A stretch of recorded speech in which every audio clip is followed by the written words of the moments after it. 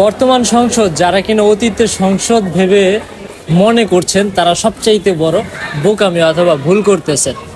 দেখেন, যিনি স্পিকার রয়েছেন ইনি এমন একটা পার্সন যে কাউরে ছাড় নাই, কাউরে ছাড় নাই মানে কাউরে না। একেবারে প্রধানমন্ত্রী থেকে শুরু করে তারেক রহমানের পর্যন্ত ছাড় দেন নাই। আজকের যে বিষয়টা ধরেন, তারেক রহমান করলো কি দেখে দেখে পড়তেছে সংসদে, মানে স্পিকার সাথে সাথে না, আপনি দেখে দেখে পড়তে পারবেন না। ইসলামী আন্দোলন বাংলাদেশের যে এমপি সে দেখে দেখে পড়তেছে না, দেখে দেখে পড়ার কোনো সিস্টেম নেই।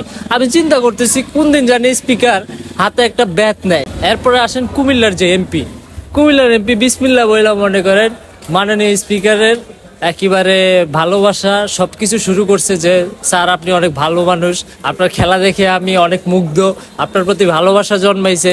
মানে ওনারা যদি পাম দেওয়ারও চেষ্টা করে উনি সেই পামে কোনোভাবেই লড়বে না, কারণ উনি এই পাম দিতে দিতে ওনার সময় শেষ হয়ে গেছে। পরে মূল কথায় আসার আগেই উনি শেষ, মানে মূল কথায় আসার আগেই তার সময় শেষ হয়ে গেছে। তো আমি বলি কি, বর্তমান সংসদকে যদি মনে করেন আগের মতো অতীতের মতো সংসদ ভাবেন তাহলে সবচাইতে বোকামি হবে। মাননীয় স্পিকার যে কিনা মানে এক ফোঁটা ছাড় দিচ্ছে না, এক ফোঁটা ছাড় দিচ্ছে না। আপনি প্রধানমন্ত্রী হন, আপনি সাধারণ এমপি হন, যেই হন, আপনার কোনো ছাড় নাই। এমন একজন সংসদের স্পিকার পাইছি আমরা। আর সংসদ যদি এভাবে চলতে থাকে আশাবাদী ভবিষ্যতে খুব ভালো একটা কিছু হবে ইনশাআল্লাহ। আপনার কি ধারণা?